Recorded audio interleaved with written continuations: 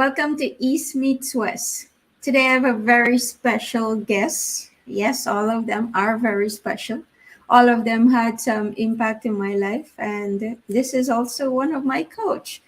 She is a former high school collegiate basketball coach. Yes, a coach, and she coaches many coaches per se, but she's also a sports coach.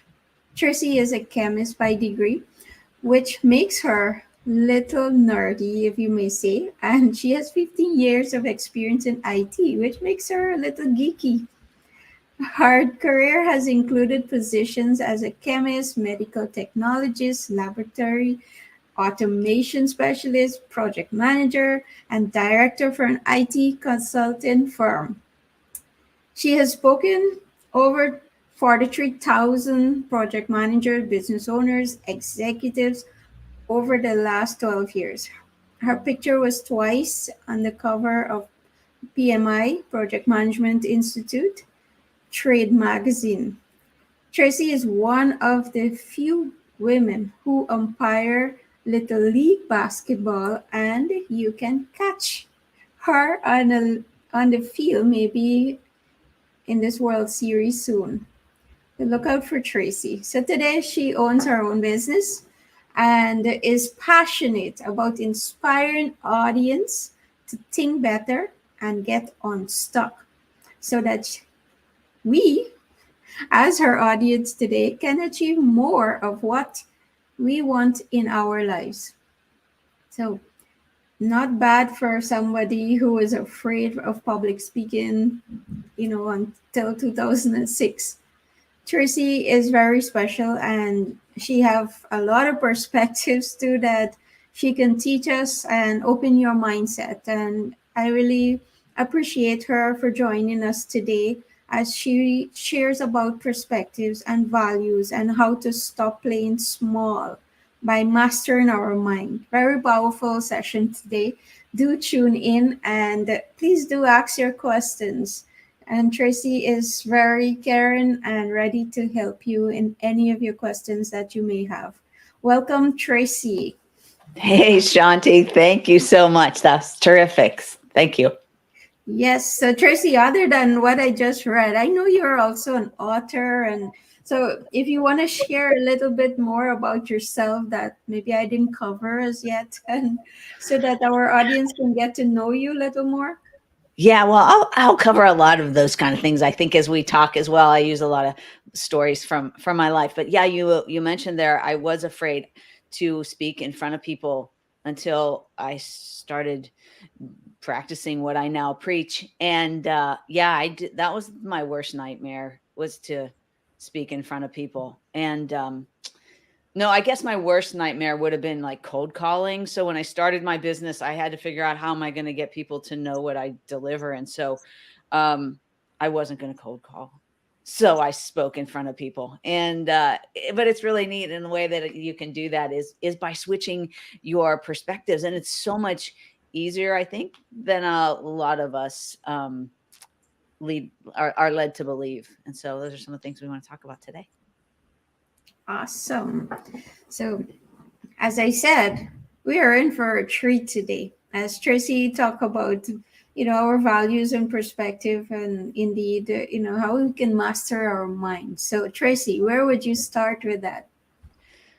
Well, we talked about like stop playing small, and so one of the places I want to start is there. Like, do you those of you in the audience ever feel like you have so much more to give or to do, but there's, I don't know, a lot of stuff getting in your way, and some of it's just the stuff that you have to do, right? Like Shanti, we were talking before we got on, all the stuff that we have to do that we still haven't done, right? And we still have those lists of things. Oh my gosh, I got to do this, and we're going to travel here, and so I've got to do this. So when do you get time to really focus on what it is that you want to do and where it is that you want to go? Those are the kind of things that we can talk about, because we all have the same amount of time. And yet it seems like other people get so much more done or have experienced so much more. And then there's me. I don't do anything, or so it feels sometimes, right? Yep, So definitely. I could relate to that. And I'm sure many people can relate. It seems like, there's always something to do, always. And, some of the things you want to do, you want to complete it. And for me, my brain goes more into, how many other things can I complete? And some people will say to me that, Shanti, why don't you slow down? mhm. you know do this one thing only here, do this. And for me, it's hard for me to understand that okay, slow down and just do one thing. And for me, time is going that, you want to do this, you want to do that, you want to get this done, want to get this done, and then you get overwhelmed and you end up in a state now that something is not getting done. Yeah, there's always going to be something that's not getting done. And so, speaking of perspectives and values, usually get so busy that we fail to take time to understand what we value, understand what our own values are, and then to take different perspectives to look at, okay, what's going to help us create that. So Mhm. for me, it, it was looking at all the things that I wanted to do, and then within my own self-talk, kind of putting myself down because I didn't get it all done.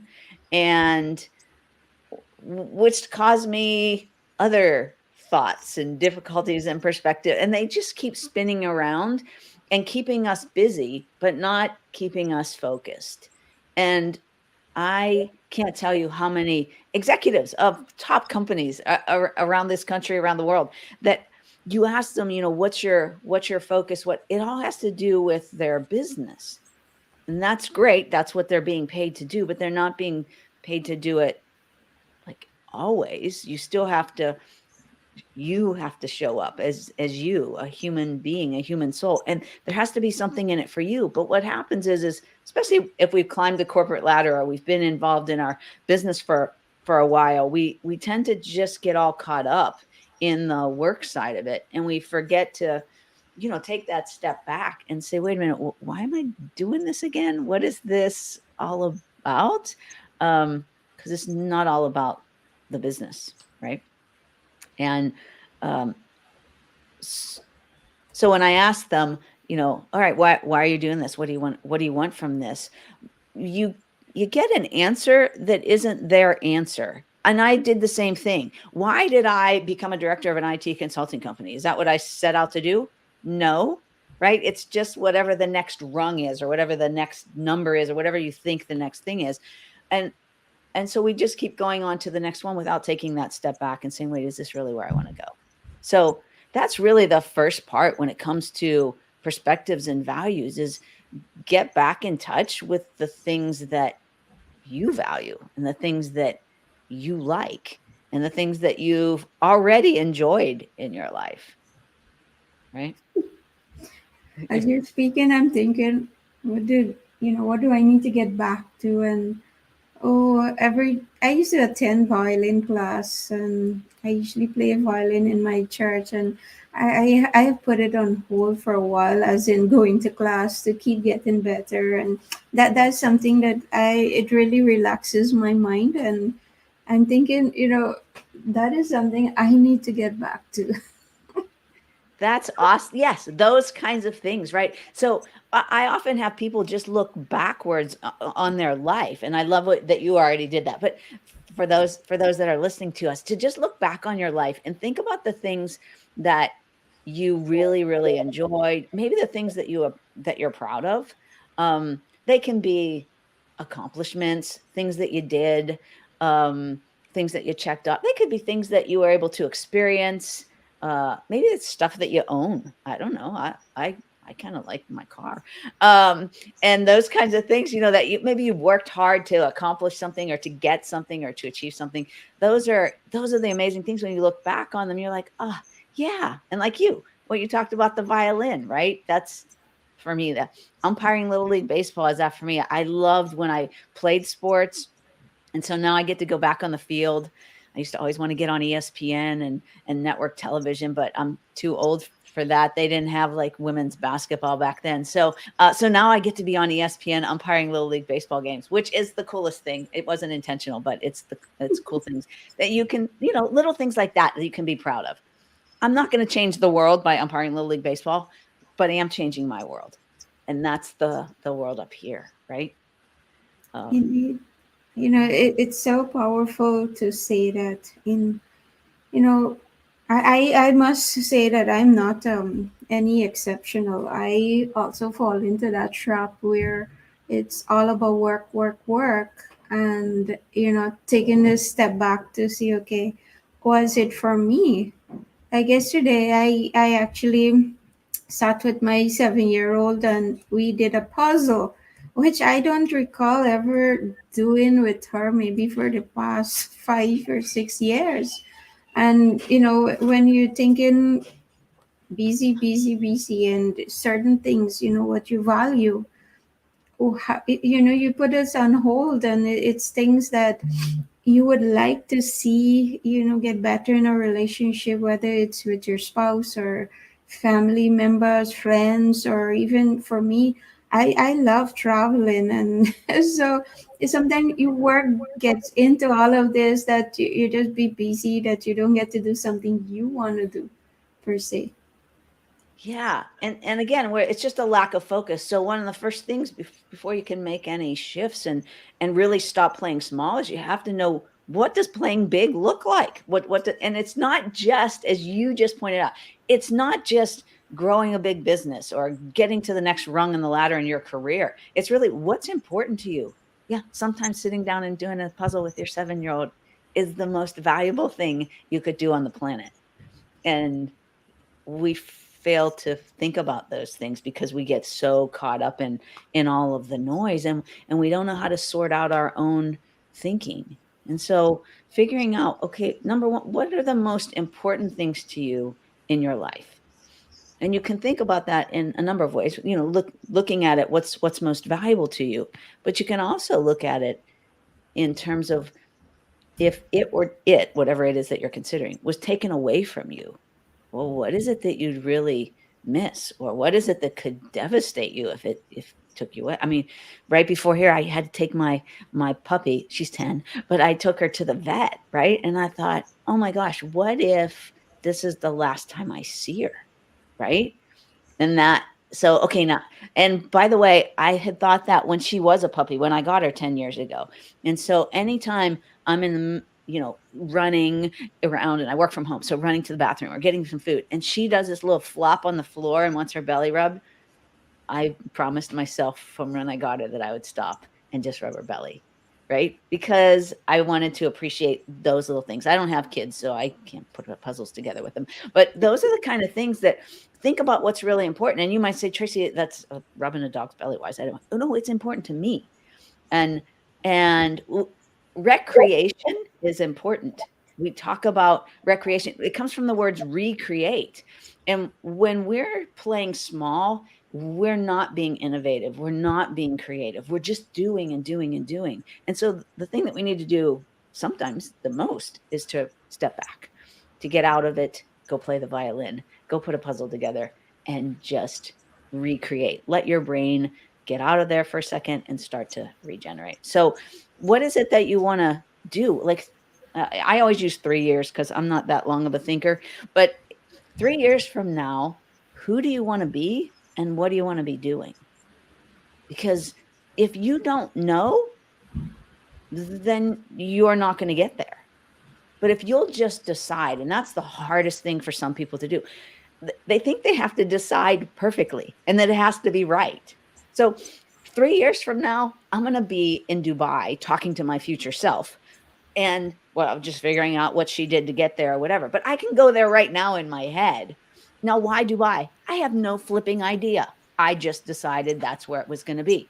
Now, last year, I said 3 years from now, which now is just 2 years from now, I was going to be at some ski lodge in Colorado or Utah. I don't even ski.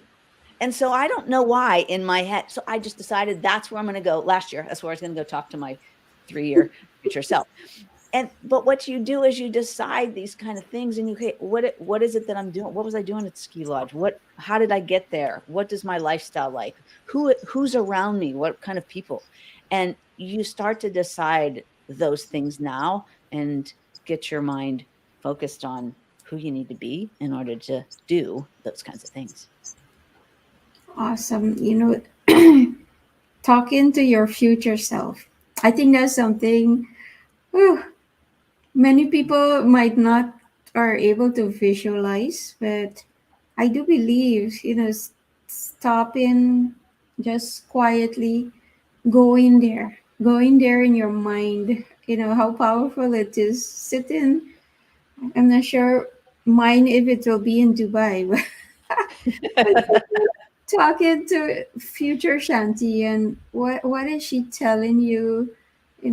What is she doing, and what is she telling you that you need to do now so that you can get there? And the things. Who do you need to become indeed in your mind? Because the things you're saying to yourself is what will shape you and make you who you become. And so having that future conversation might sound crazy to some of us, Yeah. but indeed it's very powerful. And I remember you asked me that question, you know, where is Shanti? What is she doing? And are you happy? Yeah. If this doesn't happen, and I like this stepping back part of it too. What if this doesn't happen? How does this make you feel? What would you be doing otherwise? And there's so many questions, and I like that part about coaching is that getting to ask all the questions to get us in the mindset as to, okay, what is it that you want, right? Yeah. Well, and as you said, what is the most valuable things for you? And some of us say yes, family is valuable, but you don't do anything with your family. You say maybe education is valuable for you, and you're not even picking up a book to read per se to learn something new, or you want to grow, or you want to have a better business, but yet you don't want to invest to make it better, and wherever it is. And so those are some awesome questions. I do hope people are writing those questions as they go about self-coaching. Yes. Yeah. Yeah, absolutely. And then those are the kind of things we often end up where we don't intend because we didn't set our intentions. And so one of the things in the science that I use to help coaching and using the science of axiology, one of the very first things that we figure out is what's the definition of good? And then what does a good you look like in 3 years? What is a good person? Well, I am a good person. Well, I know you're a good person, but how do you get to be the you want to be? Um, and so and do the things that you want to do. So what is good? Because many people think good means wonderful and beneficial and all of those kinds of good feeling type things. But good that doesn't fit all definitions, which a definition should, because you can be a good criminal, right? And so that isn't beneficial for most people, maybe for the criminal if they get away with it. But so we have a definition of good. And the definition of good is a thing is good when it has all of the properties or attributes needed to fulfill its purpose or its intention. And so if you don't have an intention, we can't know if it's a good one. We can't know if we're working towards a good one because we don't know the attributes or the properties that we need in order to be a good one, whatever that thing is, whatever that person is, and whatever that role is that you want to play in your life, right? If you want to be a good coach, a good business owner, a good project manager, a good mom, a good dad, whatever those things are, what, set that as your intention and then say, okay, well, what are the attributes? What are the properties? What do I need to be a good whatever? Some people say, oh, you need to be a good listener. Okay, no, you can't use that in the definition, right? So what attributes do you need to listen well? You need to be present, right? You need to be clear. You need to be focused. You need to be empathetic or compassionate. So all of those things are what we want to think about, when we think of what's going to be good in the future. And the intention is super important. So if we don't set that first, well, we're just floundering and swimming around in a big ocean, right? Indeed. So All weekend, I kept asking this question in my head: why do you want to do what you're doing? Why do you want to do what you're doing? And there's so many people who go in a different direction with that question, and I'm sure if I ask you also, we could go very deep into that. mhm. Because some of us may want to do something just for us, and then society can judge you in the sense that, oh, you're selfish. You want to do something for yourself. Why not do something that will benefit someone else, per se? We'll So see. Yeah, yes. that's another question though. But we don't say it. You said, why don't you do something that will benefit somebody else? Well, that's a question, but we don't usually hear it that way. We hear it as a criticism. It's more of a rhetorical question. And what I encourage people to do, remember, I encourage you, answer the question, right? Why don't you? Well, I can't if I don't have enough energy to do it. And so I am selfish in order to be selfless, because you got to have something to give if you're going to give, if you're going to make someone else's life better. So those are it's a balance. There's nothing wrong with being selfish. I mean, the reason I help people say, oh, that's so selfless. Well, no, it's also selfish, because I like how I feel when I help people. I mean, who doesn't? Don't you feel great when you make a difference in someone else's life? Yep. But Yeah. it's indeed why we are talking about this here, because we're talking about mastering in our minds, and these are things that we get programmed by, and our mind tell us that, oh, you should not take time out for yourself. You should not go and do this. You need to think about other people here. And so I think this is where we get this conflicting viewpoints going on in our head. And you always said the little angel on one side and the devil on one side, and this battle. You shouldn't do that, you shouldn't do that. But indeed, for ourself and our mindset here is being able to quiet our thoughts to hear that it's okay to choose yourself too. It's okay to say that, okay, today I need some pampering, or I need some time out. I just need, for me, it's okay. And so that part of it, we think of how these negative thoughts of what people might have said to you, and then you're unable to choose as to, okay, if I do this, then I'm gonna get judged. Yeah. Yeah. I love that you say that, because one of the things we've been taught is that fear and self-doubt are bad, right? And I like to look at things from different perspectives.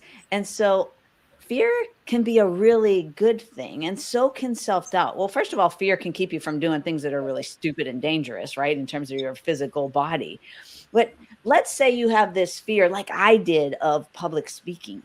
And so I stayed away from public speaking. I had self-doubts that I had even a message to send or to say, because, I haven't climbed Mount Everest, or I haven't done anything spectacular, anything like that. So who would want to listen to me anyways? Those are the thoughts that were spinning through my head. And so then I recognized that every single thing that was on my list of things that I have accomplished and that I'm most proud of, those used to scare me, and I used to have self-doubt around them. And so as I looked at that, I want you, as well as the audience, to understand fear and self-doubt, they're like beacons. They point us in the direction of what our heart desires. And if you think about it, let's say that you're out and about, and you're in a group of people, and you see someone that you'd really like to talk to. And I know you're married and everything. I don't mean that way, but someone that you admire, like John Maxwell or something, when we're at his conference, right? So uh, you see someone. Now, when you see them, do you feel a little fear or maybe some self-doubt in going up and talking to them? Yes, of course you do, right? I do. Most people do. Now, let's say right next to that person is someone you could care less whether you ever talk to. You might not even really know them. Do you have any fear or self-doubt when it comes to going up and talking to them? No, because you don't care.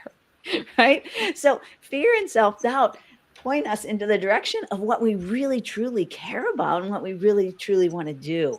So when it came to public speaking, I always dreamed about it like in my head or had thoughts back in my teenage years, and then I talked myself out of it quickly because all the other thoughts were in my head. So how do we sort out which thoughts to listen to and which ones to ignore?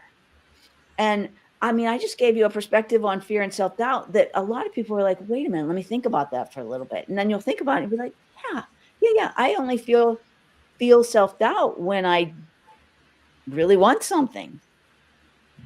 Okay, that's a good thing. Your heart's telling you to go that direction, but something in your head's saying, wait a minute, maybe not yet. So understand the thinking that comes and the thinking that's going to give you the energy to take the action to get to your result. So thinking is the foundation of everything that we do. And so that's one of the first things that I figured out that we needed to do was to measure our thinking. And so for your audience, we'll offer an assessment so that they can go and sort out their own thinking and have it right in front of them on a piece of paper, right? And I know we've done that together, and it Yeah. can be really powerful for you to look at, wait a minute, I have this thought all the time, and it's the devil on my shoulder. I mean, the devil might be dressed up as an angel and you don't know. So wait, let's figure that out. And then let's shift and start using the perspectives that are most broad for us, that are most balanced, that are most aligned with the value and values that we want to create and have in our life. Yep. Awesome. I do, do that assessment. It's helped me to see a lot about myself too that came out. And the areas that I don't want to say weak, but areas that I could improve in, and areas of my strength too. And I always remember you reminded me and encouraged to always play to your strength and do more of that, do more of that. And so indeed, for me it is interesting, and also I do appreciate for everyone here. I'm speaking on behalf of them to say thank you for the assessment. And I see you have the link right there up next to your name. So myvqs.com/shanti, you have to put that shanti in it too, so that you will have from this session here to have the free assessment. That's right. So yes, so Tracy, you're so generous. You see, I said that you're such an awesome person. And yes, you've helped many coaches and many people, executives also, to with their mindset. You have helped me too in when coaching me through different aspect of my mindset. And there are so many things that came out in my sessions that helped me to see when I am playing small, how my mind also is shifting. And sometimes you ask some real thought-provoking questions that got me thinking, okay, I didn't see it that way. And but it's awesome, that there's someone like that that can ask you the right questions. And Well, that's the beauty. yeah, and I do have to admit I cheated a little bit, right? Because I had your assessment right in front of me, and I'm able to look at the perspectives from which you see the world the best. And so the questions I ask you just pull you into that perspective, right? And Mhm. now, and like you said, wait a minute, I never thought of that before. Yeah, because those other thoughts, those devil thoughts, we call them the red guys or whatever, they're the ones they keep you very narrowly focused, and so you don't get to see it, right? So for me, I was deathly afraid of talking to strangers because my mom told me when I was little, don't talk to strangers. And so my brain had developed this habit of not talking to strangers, so I didn't. I kept when it came to other people, kept staying there. And yet, when I took this assessment, one of my greatest strengths was valuing other people. And I thought this assessment's stupid. I don't even like people. But I did like people, and I do love people. And so once I started to use that strength, that's where you get to speak in front of tens of thousands of people and get to impact lives in a way that you never knew possible. And it's so great for you, right, as one of my clients, to see what you've done over the short period of time and the transition that you've made. And all you did was change your thinking, and then the rest of the stuff falls into line. No, that's not to say you don't ever get off track. As we know, we get busy and we get stuck in those same thought patterns again. The cool thing about this technology, which isn't based in psychology, it's based in axiology, a mathematically based science, is that you can go back to it, right? Take an assessment again, find out where your strengths are, start shifting to them again, see things a little broader, a little brighter, a little further, and get more clarity. Set your intention, figure out who you need to be, what you need to do, and how you want to feel, and then just get moving in that direction again. So we're all going to get stuck. I get stuck. But it's about, do you know what to do in order to stop playing small and to get into that broader, bigger part of your brain to get yourself moving forward faster. Yep, indeed. So, guys out there, you have an opportunity actually that will help you see some parts of you that you might not know is there, or you might know it's there, but you might be suppressing it. And so it's getting to know more of you and how indeed to play to your strengths and stop playing small. You know, you are able to do great things. And I think many of us talk ourselves out of it because of the same doubt and fear. You know, who am I to do this, and who am I to do that? And yes, I could remember many things that Tracy and I spoke about, and helping me to see things from a different angle, and reminding me also of all the accomplishments and things that I would have done, to see that you know I don't need to play small here anymore, and I could be me. And that's the best that you could ever be, right there. Just be you. Well, no one else is going to be you for you. So you gotta be you. You're unique, priceless, and irreplaceable. So just bring that to this world, and amazing things can happen. So Indeed, that's one of my I am statement. I'm unique, priceless, and irreplaceable. So indeed. Tracy, thank you so much. Thank you. There's so many things. I know you're knowledgeable, and you have a wealth of experience that you can share with us as we learn more about our mindset. And I do always believe that the power lies in us, especially in our minds, of who we can become in this world. And if we continue talking down about ourselves and don't understand who we are, then how can we be more successful? How can we achieve the things we said we want to, and be where we want to be in the next 3 years per se? And so I do encourage everyone, take that survey and have a little understanding of where you stand and how that can help you. And if you're free to reach out to Tracy and send her a message, or as I said in the beginning, ask any question that you may have, and she will respond to you on this Facebook page. And so, Tracy, before we go, is there anything else you want to close us off with? Well, Shanti, I just want to say, first of all, I'm really proud of you. This is awesome that you do this. And then again, thank you so much for inviting me on. It's been a delight to just watch you grow and watch you start to, master your mind and stop playing small. So way to go. Appreciate you. Thank you, Tracy. So, guys, see you in the next session on East Meets West on leadership. This is all about self-leadership here today as you master your mind.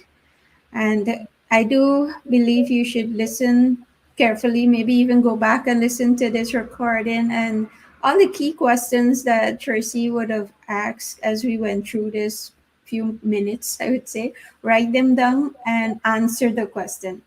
I've become so good at saying that to myself and even to others that I coach or so. Answer the question. Don't ask the question and don't answer it. And that is something I learned from Tracy actually. And so thank you for that, Tracy. That answer the question so that you can move on. So have a great one. See you in the next session.